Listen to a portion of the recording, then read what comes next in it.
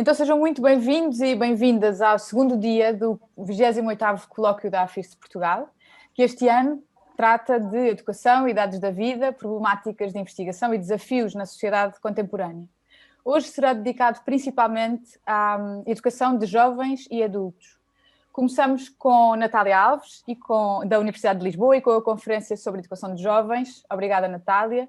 Esta conferência é presidida pelo nosso querido professor João Pinhal, que até ao ano passado, como disse ontem a professora Carmen, foi presidente da AFIS de Portugal. Obrigada, professor. Passo-lhe a palavra. Muito obrigado, Joana. Boa tarde a todos os presentes. Nesta ocasião, desejo cumprimentar não apenas todos os que se encontram já ligados com a nossa conferência, mas também a direção da AFIS de Portugal, que está aqui representada neste painel, toda ela, que está presente, e que tem levado a cabo de forma muito brilhante, digamos, este colóquio, tão difícil, numa ocasião em que realmente era de esperar que houvesse algumas dificuldades razoáveis, que não se estão a notar, diga-se de passagem. E, portanto, para mim, que sou, digamos, um iniciado no uso destas tecnologias de comunicação à distância, é um pouco de admirar que tudo esteja a correr tão bem, embora as pessoas, evidentemente, sejam todas muito competentes e capazes de fazer o melhor, como está à vista. Não é?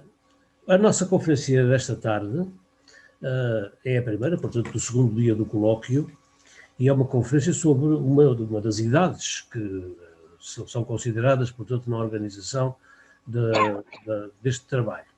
As idades da vida, e a idade que está escolhida para a conferência desta tarde é a juventude, portanto.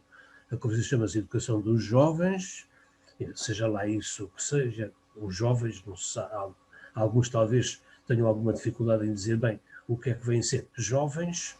Eu não sei se a Natália tem, se não tem, logo se verá daqui a bocadinho, mas vai ser proferida por a colega que, dentro do Instituto de Educação da Universidade de Lisboa, mais tem trabalhado sobre a juventude e a sua inserção profissional e os seus percursos de vida, e desde há muito tempo.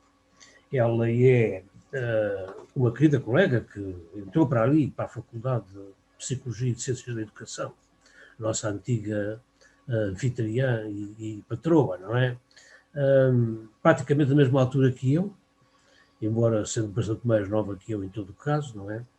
A Natália era licenciada em Sociologia e veio fazer um mestrado em Ciências da Educação, fez na Universidade de Lisboa, justamente na especialidade de Sociologia da Educação. Tornou-se, com o tempo, professora associada do Instituto de Educação, visto que esta categoria já a assumiu quando já havia Instituto de Educação, e não no tempo da antiga Faculdade de Psicologia e de Ciências da Educação. É investigadora da Unidade de Investigação e Desenvolvimento e é justamente dentro dessa unidade que tem desenvolvido muitos dos trabalhos de investigação que tem realizado sobre a inserção profissional dos diplomados do ensino superior, por exemplo, ou sobre políticas públicas de educação e formação para jovens e adultos pouco escolarizados, ou sobre os processos de socialização e de construção da experiência estudantil. Tem uma série de obras publicadas, aliás, de resto, sobre estes aspectos, como, por exemplo, vários trabalhos que eu tenho por aqui. Eu tenho mais do que estes que trouxe para aqui, mas, por exemplo, este trabalho, que se chama Inserção Profissional e Formas Identitárias, é a respeito justamente da inserção profissional de jovens. Este outro, que é da mesma época, mais ou menos, Juventudes e Inserção Profissional, e outras coisas como, por exemplo, este livrinho da série Cadernos Sísifo. Também tenho aqui sobre socialização escolar e profissional dos jovens, ou temáticas um pouco diferentes destas, a que ela também se dedicou, designadamente no que respeita ao espaço local e à sua relação com a educação. Aliás, o trabalho dela mais antigo que aqui tenho em casa é mesmo um trabalho coletivo chamado Escola e Espaço Local, uma coisa de 1996, já lá vai muito tempo, não é? Que fez com os professores Rui Canário, Belmiro Cabrito e Rui Gomes, no tempo em que o Rui Gomes ainda era docente da nossa instituição. Ou então, ligando a escola e a educação com a questão da exclusão social. Eu não sei se vê isto escrito da esquerda para a direita, se da direita para a esquerda, como se está a mostrar. E, portanto, uma vasta gama de problemáticas que a têm interessado e a respeito das quais, de resto, tem participado nos nossos colóquios desde há muito tempo. Ela é uma participante quase permanente todos os anos dos colóquios da AFIS. Ainda o ano passado dirigiu e organizou uma das mesas redondas do colóquio, a última, por sinal, muito interessante. E é, enfim, reconhecida especialista nestas matérias, sendo, por exemplo, consultora e muito chamada frequentemente para o Conselho Nacional de Educação para trabalhar matérias destas. Está, portanto, nas melhores condições para nos falar da educação dos jovens neste nosso colóquio. Natália. Ok, bom. João Pinhão, muito obrigada pela simpática apresentação, não é? E essa coisa de ir a 96, eu já faço parte da mobília, não é? Faço parte da mobília. Bom, ok, mas então, como o João Pinhal disse, eu vou fazer a minha intervenção sobre a educação dos jovens. Ora, bom, como vocês devem imaginar, isto é um tema de uma amplitude tremenda, que eu andei aqui um pouco a pensar qual seria a minha porta de entrada, e eu optei por organizar a minha intervenção a partir do título de um texto do Steve Storer, que foi publicado em 1986, intitulado Formar uma Elite ou Educar um Povo. E é a partir desta ideia que eu pretendo desenvolver aqui dar-vos conta de alguns pensamentos sobre esta temática da educação de jovens, e aceitando o repto do João Pinhal, eu não me vou debruçar sobre a discussão do que é a juventude, até porque ontem na conferência de alguma forma isso já foi abordado, não é? Dizendo apenas que há vários critérios, ou melhor, há várias abordagens para definir esta categoria social, e que, de algum modo, que são diferentes de acordo com aquilo que são os nossos paradigmas teóricos, não é? Mas que há, de alguma forma, uma definição que serve mais instrumental, eu diria, que serve de enquadramento aqui a esta questão da educação dos jovens, e que consiste naquilo que é uma definição que vem em grande medida da estatística, e com que trabalham os sociólogos da juventude, e que consideram dentro do grupo da juventude os indivíduos que têm idades entre os 15 e os 29 anos.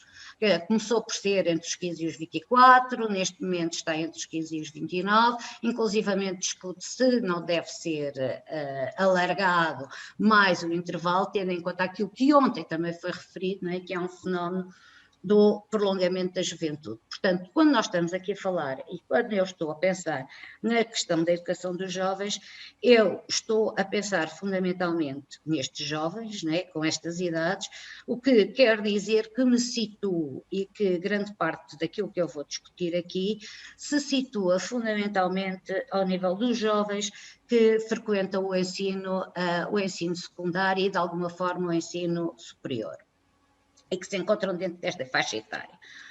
A questão de porque é que eu vou organizar esta minha intervenção em torno desta questão do setor, já bem antiga, não é? Do formar uma elite ou educar um povo, é porque esta interrogação exprime, do meu ponto de vista, a tensão que tem perpassado a educação dos jovens ao longo do tempo. E é que não é estranha, de alguma forma, também aquilo que são concepções profundamente dicotómicas da juventude e que, por um lado, tanto veem os jovens como uma fonte de problemas, como, simultaneamente, ou por oposição, os veem como uma poderosa força de mudança. Ou ainda que os veem como uma juventude perigosa, discurso altamente difundido, nomeadamente pelos mídias, não é? Ou, por outro lado, os veem como a juventude em perigo, quando nós pensamos agora na geração Arrasca, e em todas essas designações que utilizam a teoria das gerações para se referirem a indivíduos com uma determinada idade. Ora bom, mas é precisamente esta concepção da juventude como uma fonte de problemas que vai estar na origem daquilo que são os primeiros tratados destinados à educação dos jovens, que vão nascer, que aliás são produzidos em França nos finais do século XVII e início do século XVIII, e que se focam fundamentalmente sobre, ou que pretendem dar orientações sobre a juventude aristocrática. Ora bom, a juventude aristocrática foi a primeira a ganhar visibilidade e era a época acusada como uma juventude em desvario, que não respeitava os mais velhos, que tinha perdido todo um conjunto de valores e de comportamentos que lhe permitiam, de alguma forma, afirmar-se e reproduzir aquilo que dela era esperado no quadro dos valores vigentes da época. Ora bom, esta ideia, portanto, isto para dizer o quê? Que, do ponto de vista da educação, e ainda de uma forma extraordinariamente fluida, o que nós temos claramente é uma preocupação com a formação das elites. E que começa a educação dos jovens, começa a desenhar-se precisamente por via desta preocupação com a formação de uma juventude aristocrática que estava, digamos assim, em risco de se perder se utilizarmos a linguagem da gíria comum dos nossos tempos. Ora bom, no entanto, o que nós vamos assistir posteriormente é um movimento que consiste na difusão dos sistemas educativos a partir do século XIX até meados do século XX, e isto é um grande salto, mas por economia de tempo eu vou ter mesmo de o dar, e que vai estar associado àquilo que Rui Canário apelidou já há uns anos também, da Escola das Certezas. Ora bom, esta Escola das Certezas foi uma escola que funcionou durante este período como uma verdadeira instituição que, a partir de um conjunto de valores estáveis, tinha por principal função formar cidadãos. Cidadãos estes a quem era suposto incutir um conjunto de comportamentos e atitudes que eram conformes àquilo que era o modelo cívico e político previamente construído. Ora, neste contexto socioeconómico e político, num contexto socioeconómico e político, em que a formação escolar não era valorizada do ponto de vista das massas, digamos assim, e em que a escolaridade obrigatória, no caso português, oscilou entre os 3 e os 4 anos, a Escola das Certezas é aquela que assume de uma forma mais evidente a sua função de formar as elites, enquanto que a educação do povo estava reduzida a uma versão que era minimalista, centrada na transmissão de saberes básicos e na formação do caráter cívico e religioso. Esta era uma escola que se assumia claramente elitista, que excluía milhares de jovens do acesso ao conhecimento e, em grande medida, à própria cidadania. Neste contexto, a escola contribuía de uma forma extraordinariamente eficaz para a reprodução das desigualdades sociais, sem que essa função fosse socialmente ou politicamente questionada. Aos poucos jovens das classes populares, que na época se aventuravam a romper o ciclo vicioso da pobreza, restava o ingresso no ensino técnico que, muito lentamente, se ia difundindo no território nacional. Ora bom, neste contexto, neste período, aquilo que estava claramente em causa e aquilo que era a grande aposta do ponto de vista político era claramente na formação desta elite, extraordinariamente reduzida, como nós sabemos, e deixando a educação do povo numa lógica que era uma lógica profundamente domesticadora e politicamente subjugada àquilo que eram os interesses da própria organização política da época. O período posterior à Segunda Guerra marca o crescimento exponencial da oferta educativa, que resulta e que é claramente, e dando origem a um efeito combinado, melhor dizendo, entre aquilo que vai ser um aumento da oferta pública da educação e da procura privada. Ora bom, nós sabemos que isto foi o que esteve na origem, em grande medida, dos processos de democratização e de massificação dos sistemas educativos a partir do final da Segunda Guerra Mundial, muito orientada por aquilo que foi a substituição de digamos assim, de um princípio organizador, que foi a substituição da predestinação social pela meritocracia. E é neste contexto que, de facto, a ideologia meritocrática se afirma e que vai ocorrer aquilo que se também convencionou chamar, junto dos sociólogos da educação e dos cientistas da educação, o fenómeno de explosão escolar.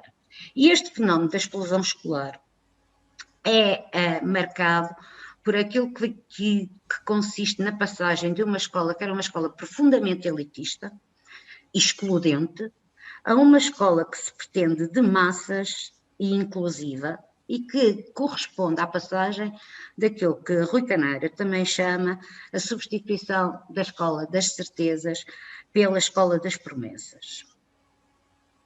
E esta expansão dos sistemas educativos, que se verifica em todos os países europeus, vai surgir associada a três promessas, que são três promessas fundamentais daquilo que marcam, em grande medida, aquilo que também se convencionou chamar como os 30 gloriosos, e que consiste na promessa de desenvolvimento ilimitado, numa promessa de mobilidade social por via da educação e numa promessa de igualdade e justiça social. Ora, em Portugal, esta escola de massas tem uma difusão esta escola das promessas, também conhecida por escola de massas, não é? Numa gíria educativa, tem uma difusão mais lenta, fruto do regime ditatorial que nós vivíamos e que vigorou até 1974. No entanto, este aumento da procura social da educação por parte de segmentos das classes populares mais financiarizados e, de outra forma, que permitiram ter acesso por via da relação salarial fordista a recursos provenientes do seu trabalho, que permitiu em grande medida libertar alguns filhos das classes trabalhadoras para o prosseguimento dos estudos, vai, digamos, colocar a educação de jovens, e em particular as políticas públicas, face a um dilema. ao dilema de apostar na formação de elites ou de apostar na educação do povo. E a opção, até à Revolução de 1974, foi uma opção clara, que foi controlar a formação das elites e aumentar a formação do povo, a educação do povo. E como é que isto foi feito? Isto foi feito reforçando o papel da educação como tecnologia social, por via daquilo que foi um crescimento controlado dos liceus, que permitia a via privilegiada de acesso ao ensino universitário, e de uma expansão sem precedentes daquilo que eram as escolas técnicas e que se expandiram pelo território nacional. De tal forma que em 1974 o número de alunos matriculados no ensino técnico era superior aos que frequentavam o ensino social, ainda que a taxa de escolarização dos jovens fosse a mais baixa dos países europeus e a escolaridade de 6 anos que vigorava à época estivesse longe de ser universal. A unificação do ensino, que ocorre em 1975, vai por seu turno estar associada àquilo que é um conjunto de políticas educativas deliberadamente orientadas para a educação do povo e para uma tentativa de alargamento da base social de recrutamento das elites portuguesas. No entanto, este foi, como todos nós nos lembramos, nós que já somos mais velhos, um sol de pouca dura e rapidamente foi a educação, a formação das elites se vai sobrepor à formação do povo. Como é que isto vai ser feito? Através da reintrodução da fileira profissionalizante no sistema educativo, que em grande medida vai suportar esta opção ideológica por via das políticas educativas. No entanto, esta diversificação das fileiras do sistema educativo é em grande medida legitimada neste momento, não por uma tentativa mais ou menos oculta e dissimulada de controlar a formação das elites, mas sim pela necessidade de combater o insucesso escolar e o abandono, que eram em grande medida atribuídos à entrada massiva de jovens das classes populares e àquilo que, como se fosse uma espécie de atributos genéticos, estaria associado às questões da desmotivação, das dificuldades de aprendizagem, da violência e todo um conjunto de comportamentos tendencialmente atribuídos aos jovens das classes perigosas, e que esta diversificação da oferta por via das ofertas profissionalizantes vai tentar colmatar. E convém lembrar, e eu acho que muitas vezes nós esquecemos disto, que o abandono e, em particular, o insucesso escolar sempre foram problemas crónicos do sistema educativo português. Mesmo na altura em que o ensino liceal se destinava a uma elite das elites, mesmo nessa altura há imensos relatos de professores que se queixavam da falta de capacidade dos seus alunos, das elevadas taxas de reprovação, e eu lembro-me de nunca me esqueci do que li há muitos anos atrás, de, ainda durante o Estado Novo, terem existido diretrizes da Direção-Geral da Educação, ou o nome equivalente à época, em que mandava subir politicamente as notas dos exames do antigo 7º ano, correspondente agora ao 12º ano, porque taxas de reprovação como aquelas que se tinham verificado nos exames eram completamente, não eram socialmente aceitáveis. Portanto, o problema das reprovações, do insucesso, é algo que se perpetua no sistema educativo português, mesmo na altura em que ele estava destinado à fina flor das elites, mas que atinge efetivamente uma dimensão extraordinária quando os filhos das classes populares começam a ter acesso à escola e não só acesso, a nela permanecerem durante mais tempo. Assim, até a um passado recente, milhares de jovens portugueses abandonaram a escola para trabalharem ou por necessidade económica, ou porque o emprego era mais atrativo do que uma escola onde as reprovações se sucediam e que se apresentava como um lugar de sofrimento. E eu lembro os relatos que nós conhecemos, a Carmen sabe melhor disso do que eu, não é? Dos relatos que nós conhecemos dos adultos, dos milhares de adultos que, entretanto, frequentaram o processo de reconhecimento, validação e certificação de adquiridos experienciais, são verdadeiramente perturbadores do ponto de vista das histórias da sua escolarização, em que relatam, por um lado, aquilo que eram as precárias condições de vida que levavam ao abandono, e o número, a percentagem elevadíssima de jovens que abandonavam a escola por questões financeiras, é algo que foi uma marca profunda do sistema educativo português, mas que, por outro lado, contam também aquilo que são alguns casos de sofrimento em contexto escolar, embora alimentem outros ainda, aquilo que é uma imagem nostálgica relativamente à escola. Ora bom, isto tudo para dizer que aquilo que foi o atraso na consolidação da Escola das Promessas em Portugal foi também acompanhado pela exclusão de um elevado número de jovens do acesso à educação. Portanto, ainda que a Escola das Promessas fosse sustentada por uma procura otimista da educação, como lhe chama Sérgio Grácio, e que na prática mas que na prática continuou a não conseguir integrar a totalidade dos jovens durante a escolaridade obrigatória, expulsando e orientando aqueles que persistiram em sobreviver para as fileiras profissionalizantes.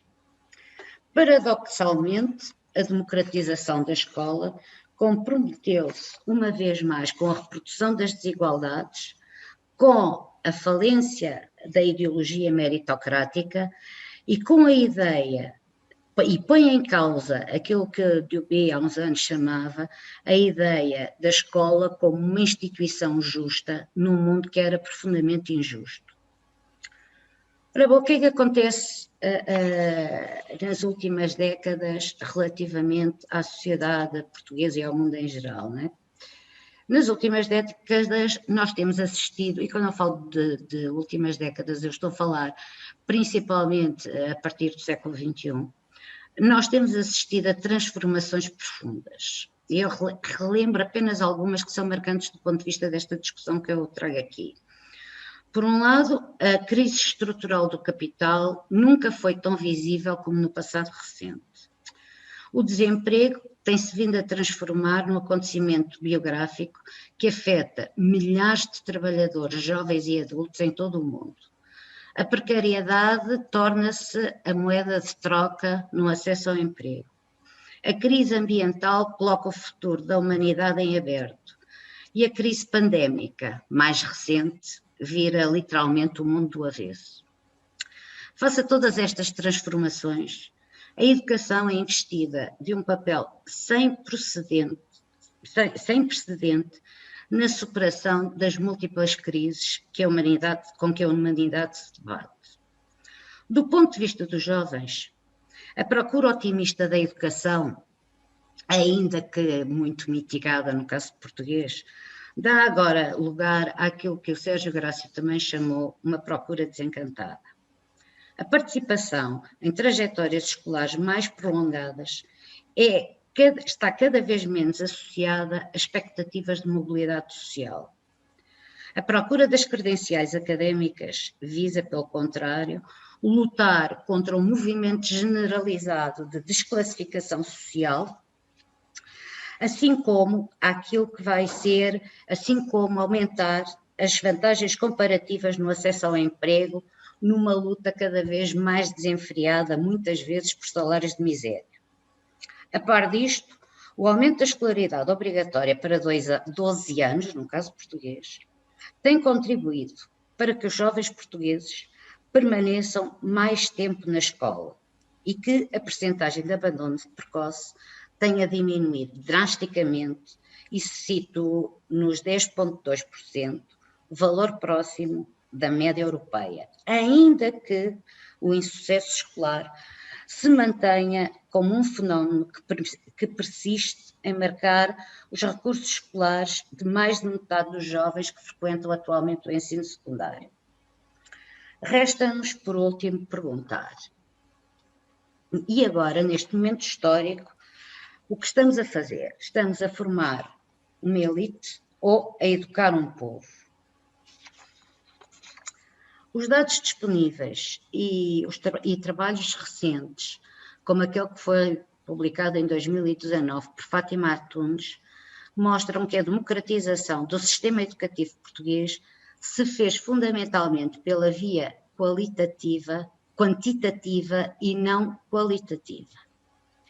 A orientação dos jovens, predominantemente das classes populares, para fileiras profissionalizantes, que albergam atualmente cerca de 40% dos estudantes do ensino secundário, contribui para fabricar e aprofundar as desigualdades no ensino secundário, que se pretende universal, ainda que o ingresso nestas ofertas tenha contribuído indiscutivelmente para diminuir o abandono e para lutar contra um sentimento de desafiliação escolar, reconciliando muitos dos jovens com a aprendizagem e que, aliás, vários estudos têm vindo a demonstrar. Simultaneamente, o ensino universitário permanece o mais elitizado dos países europeus, como revelam os dados do Eurostudent, tendo sido os estudantes das classes populares portuguesas os mais afetados pela última crise financeira, os que mais abandonaram, que se viram obrigados a abandonar o sistema, o ensino superior. Por último, tudo parece apontar para o facto de que a atual crise pandémica está a produzir efeitos muito mais devastadores nos jovens das classes populares do que naqueles das classes socialmente mais favorecidas, ainda que esses efeitos estejam longe de ser esclarecidos. Para concluir, gostava de salientar que, do ponto de vista das políticas públicas, muito tem mudado na educação dos jovens e que esta é uma arena onde se jogam interesses conflituantes. Mas, no entanto, as mudanças têm fundamentalmente convergido para aquilo que nós designamos como uma formação das elites, enquanto que a educação do povo tem estado basicamente confinada a uma formação de dimensão instrumental e gestionária, dirigida a jovens do povo, menos munidos de capital económico, capital cultural e social, e que dificilmente têm conseguido sair vencedores na luta meritocrática. Obrigada. Cumpri o tempo? Sim, Natália. Mais coisa, menos coisa. Mais coisa. Opa, também falaste muito. Início. Muito obrigado pela tua magnífica síntese da evolução das políticas relacionadas com a educação dos jovens em Portugal desde o tempo antigo. Desde o tempo muito antigo, foi. Muito antigo, não há dúvida nenhuma. E há aqui uma pergunta que foi feita em relação às políticas e aos programas que em Portugal, neste momento, existem para atender jovens maiores que não concluíram a escolarização básica. O que podes dizer à colega que apresentou esta pergunta? Espera, jovens maiores que não concluíram... Que não concluíram a escolarização básica. Neste momento, os jovens maiores que não concluíram a escolaridade básica são orientados para a única modalidade, porque isto depois é a contradição, não é? É a tensão que se cria, para a única mobilidade que neste momento acolhe jovens que não tenham a escolaridade, que não tenham a escolaridade básica, entendendo por 9º ano, certo? Vamos situar nisso, porque o que é que a gente aqui entende por escolaridade básica, não é? Pronto, nós temos, para clarificar, nós temos uma escolaridade obrigatória de 12 anos. Né? Nós, considerando a escolaridade obrigatória, a escolaridade básica de 9 anos, nós neste momento, a única oferta que temos para jovens com mais de 18 anos, e é necessário que eles tenham mais de 18 anos, são os cursos EFA, os cursos de Educação e Formação de Adultos. É a única oferta, porque há, digamos assim, um silenciamento de que há jovens que continuaram a abandonar a escola sem terem concluído a escolaridade obrigatória.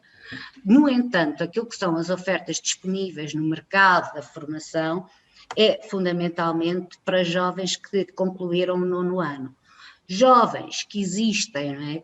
Embora por vezes nos seja difícil admitir como é que um jovem com 20 anos não concluiu o 9º ano de escolaridade, não é?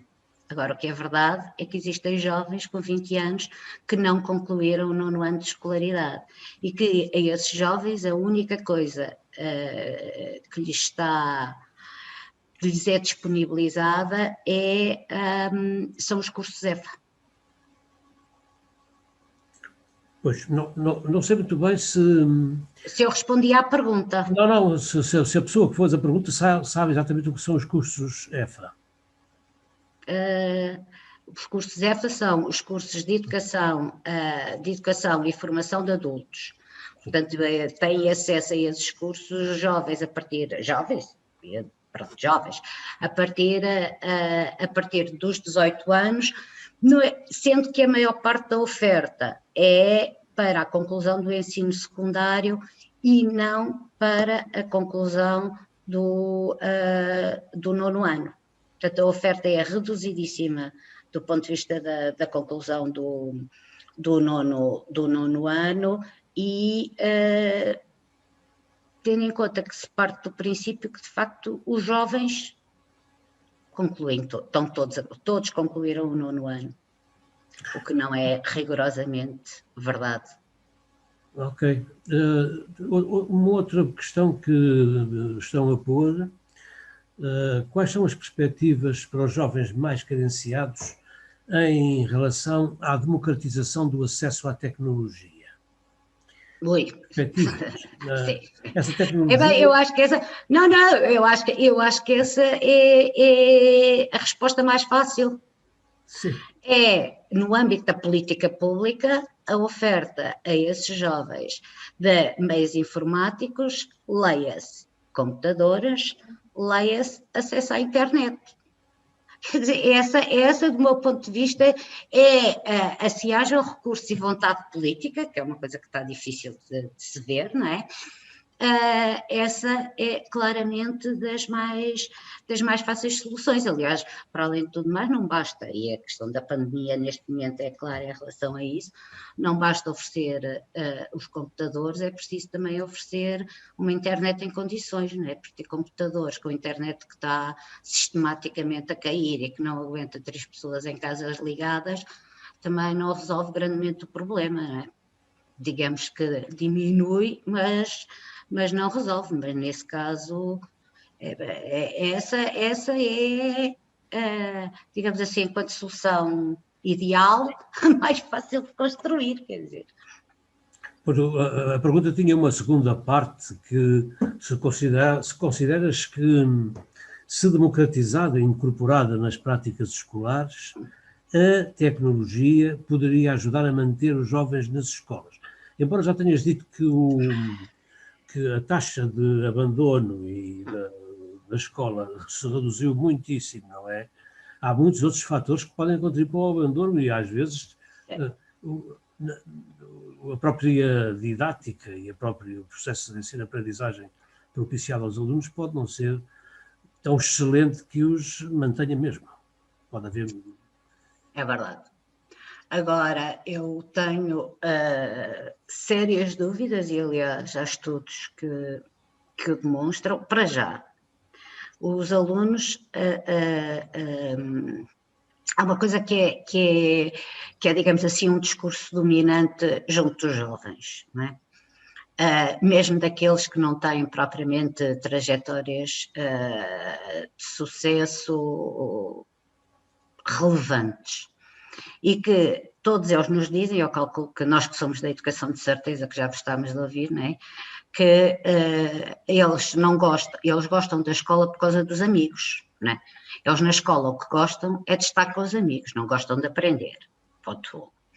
Portanto, a dimensão de convivialidade da escola é extraordinariamente importante para os jovens.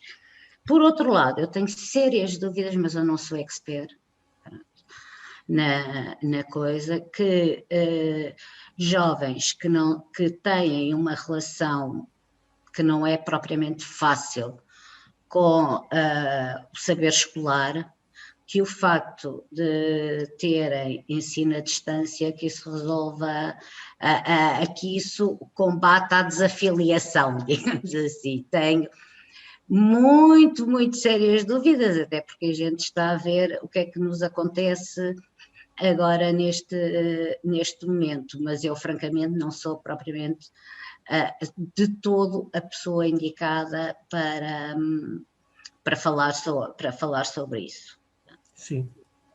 Os meus colegas são da área das tecnologias, estão certamente têm muito mais conhecimentos do que eu. Agora, uma coisa, e isso tem a ver com a minha experiência, mas agora, estes últimos tempos, que uma coisa para mim é clara, começa a ser clara, mesmo ao nível da universidade, é que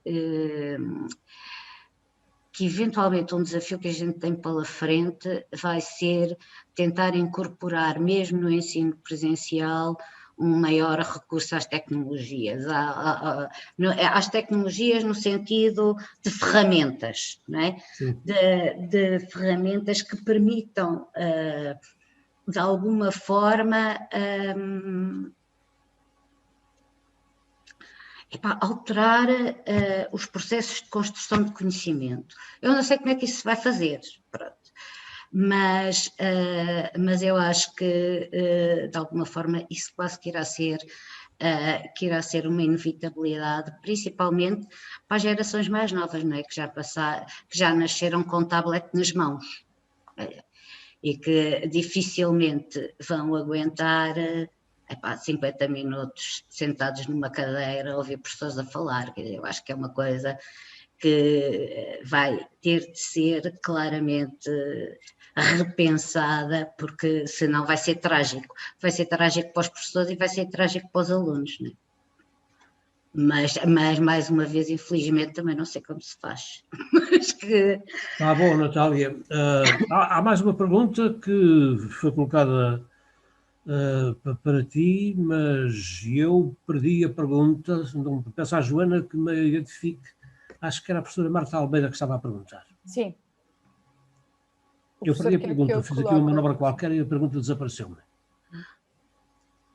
Professora Natália, a pergunta da Marta é se tem dados ou informação sobre os efeitos da regulamentação que permite o acesso ao ensino superior para os maiores de 23 anos que não concluíram a trajetória regular de ensino, ou seja, até ao 12º.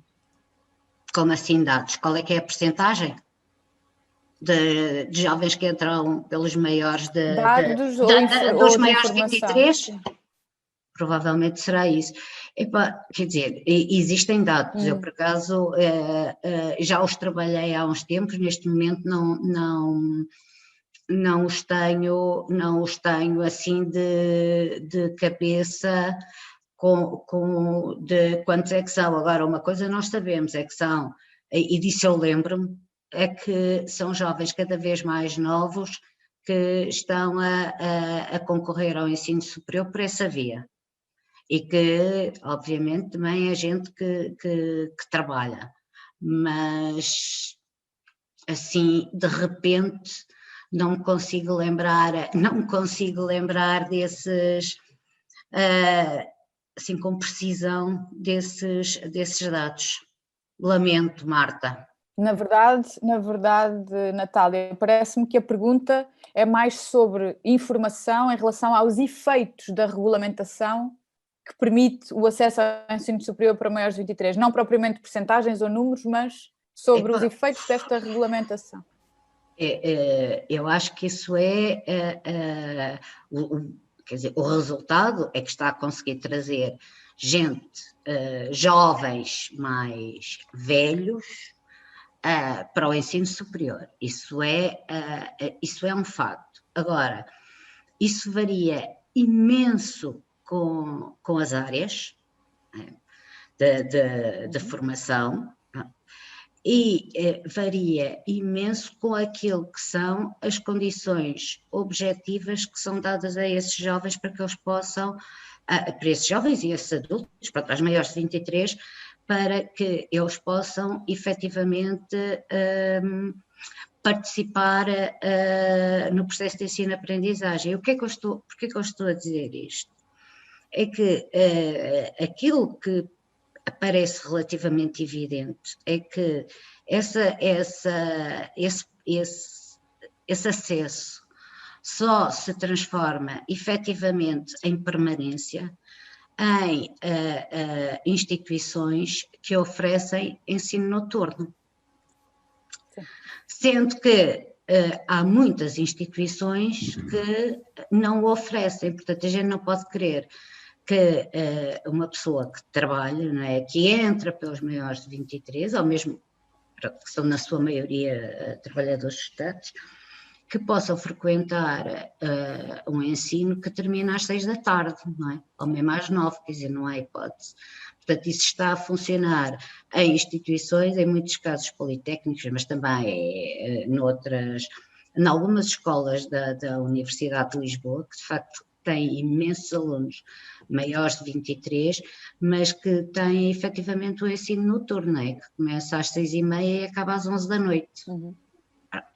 E aí cria condições para que esses alunos possam não só aceder, mas fundamentalmente permanecer no ensino superior, não é? Ok. Estamos no fim do nosso tempo. Pronto.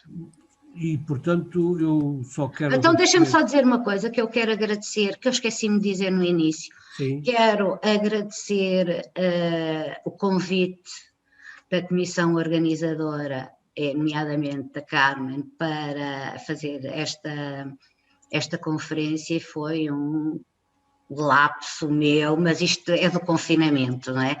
Anda-nos a fazer perder algumas qualidades, de agradecer o convite para estar aqui, para participar neste encontro da AFIRSE. Muito obrigada. Antes de terminarmos, parece que há aqui mais uma questão, se achar que eu posso colocar. Sim, tudo bem. Então a professora Sónia Rumert pergunta se há atualmente em Portugal movimentos sociais de jovens que reivindiquem a ampliação de possibilidade de acesso a cursos que permitam complementar a escolaridade básica. E eu respondo à professora Sónia Rumert com 3 singelas letras: não. Aliás, a Sónia já sabe que os movimentos sociais em Portugal são uma coisa rara, muito rara, que de facto não existe de todo. Uma, só mais. Que perspectivas, um outro participante, quais são as perspectivas para diminuir a dicotomia entre a educação de elites e a educação do povo? Pronto, ok, certo. A dicotomia passa logo ao nível da escola, não? E daquilo que são as representações, e quando eu falo da escola, falo mesmo da escola, do seu interior, do espaço físico, né? E das representações que alunos e professores têm sobre as diferentes fileiras de formação, né? Passa pelo papel dos orientadores escolares, né, do pessoal da orientação, que continua, em muitos casos, a veicular digamos, perspectivas extraordinariamente estigmatizantes de tudo o que não é ensino regular.